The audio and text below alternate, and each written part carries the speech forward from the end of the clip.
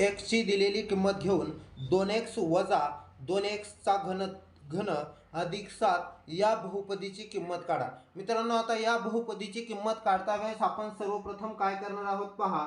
p of x equal to 2x वजा 2x चा घन अधिक 7 दिलेला आहे, तसंच लिहून घेतलेला आहे। आता यामध्ये x बरोबर 3 आपण किंमत घेणार आहोत, म्हणजे p ऑफ 3 इक्वल टू 2 गुणिले 3। आता हे 2 गुणिले 3 कुठून आलं, तर हे 2 गुणिले 3 म्हणजे x च्या जागी काय घेतलेलं आहे 3 वजा 2 गुणिले 3 चा तिसरा घात अधिक 7 म्हणजे 3 चा तिसरा घात, यालाच आपण 3 चा घन देखील म्हणतो, बरोबर। 2 गुणिले 3 म्हणजे बेत्रिक 6 वजा 2 गुणिले 3 चा तिसरा घात किती आहे, 3 चा तिसरा घात म्हणजे 27, 3 चा घन 27 अधिक 7। मित्रांनो लक्ष द्या, 6 वजा 27 दोन्ही 54, 27 दोन्ही किती 54 म्हणजे 54 प्लस 7 या ठिकाणी लक्ष द्यायचे। आता मित्रांनो 27, आता काय करायचंय, सर्वप्रथम हे 7 आणि हे 6 दोन्ही मिसळून घ्यायचं आहे, कारण प्लस आहे।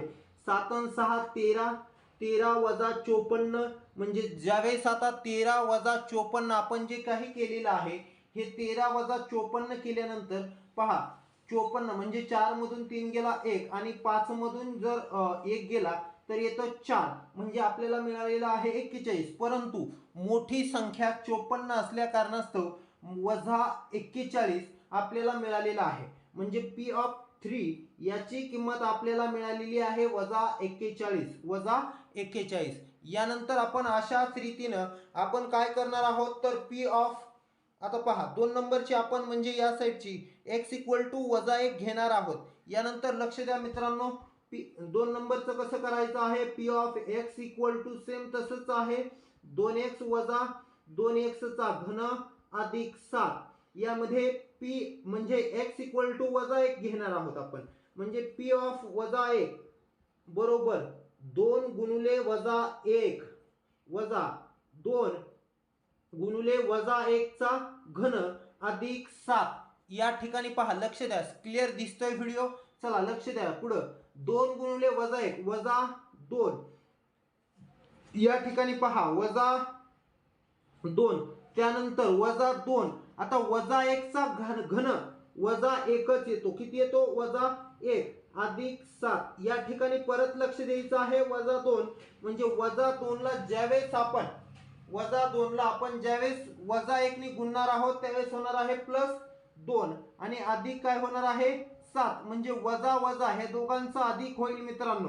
आता या ठिकाणी लक्ष द्या, 2 2 कॅन्सल होईल, कारण वजा 2 आणि अधिक 2 हे दोन्ही देखील कट होईल, राहिलं काय फक्त 7, म्हणजे p ऑफ वजा 1 म्हणजे p ऑफ वजा 1 ची किंमत किती मिळालेली आहे आपल्याला 7।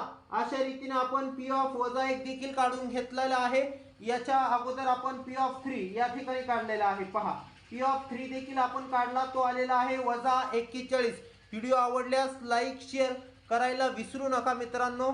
यानंतर आपण या बहुपदीमध्ये x इक्वल टू 0 म्हणजे जे काही आपलं तिसरं गणित होतं x इक्वल टू 0 ही किंमत घेऊन पाहूया, म्हणजे p ऑफ 0 इक्वल टू 2 गुणिले 0 म्हणजे 2 मल्टिप्लाय बाय 0 मायनस 2 गुणिले 0 चा घातांक अधिक 7।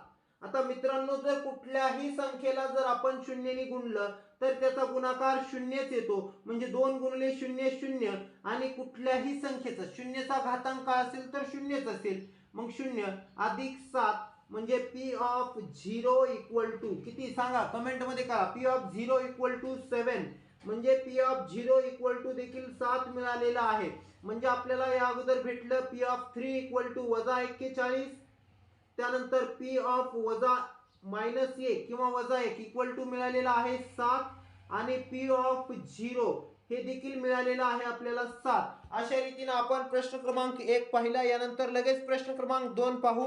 या ठिकाणी प्रश्न दुसरा आहे, प्रत्येक बहुपदी करिता p ऑफ 1 p ऑफ 0 आणि p ऑफ वजा 2 काढा।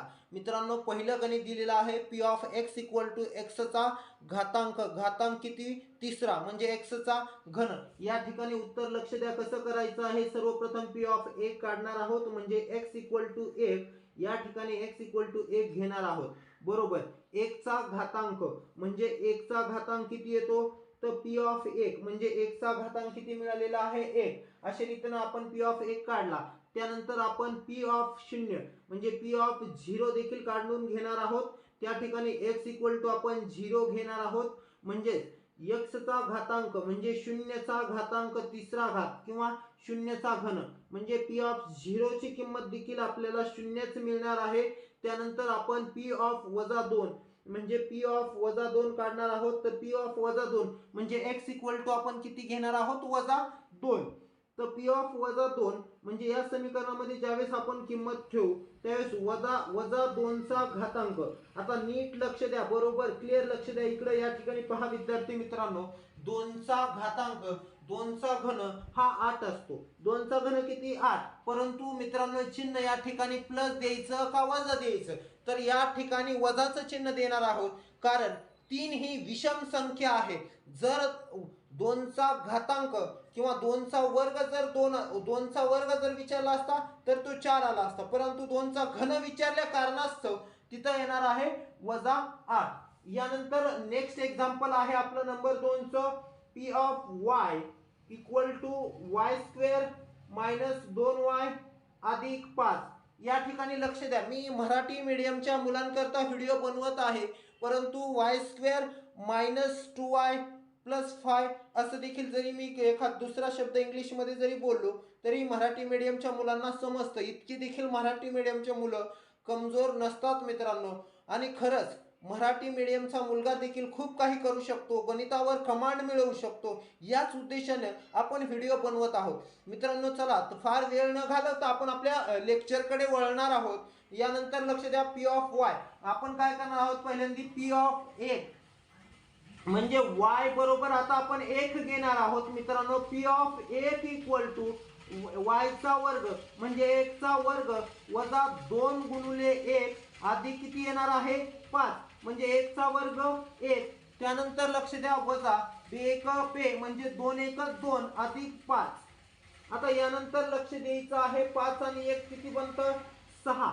आता बरोबर लक्ष द्यायचं आहे. या ठिकाणी गफलत होऊ शकते. म्हणजे गफलत कशा प्रकारची आता लक्ष द्या, हे 5 आणि हा एक 6 6 वजा 2 बरोबर येतं 4. म्हणजे पी ऑफ 1 आपल्याला मिळालेला आहे. पी ऑफ 1 आपल्याला मिळालेला आहे 4. या ठिकाणी आपण लगेच या साईडला आपलं दुसरं म्हणजे पी ऑफ 0 देखील काढून घेऊ मित्रांनो. पी ऑफ 0 काढता वेळेस y बरोबर 0 आपण घेणार आहोत या ठिकाणी. म्हणजे या समीकरणामध्ये y बरोबर 0 घेऊयात. पी ऑफ 0 बरोबर 0 चा वर्ग वजा 2 गुणिले 0 अधिक 5. मित्रांनो मी मागच्याच एक्झाम्पल मध्ये सांगितलं 0 चा वर्ग 0. 0 ला कुठल्याही संख्येने गुणल्यानंतर 0 अधिक 5 म्हणजे पी ऑफ 0. पी ऑफ 0 आपल्याला मिळालेला आहे 5. अशाच रीतीने आपण पी ऑफ वजा 2 देखील याच ठिकाणी काढणार आहोत. पी ऑफ वजा 2 म्हणजे y ची किंमत आपण वजा 2 घेणार आहोत.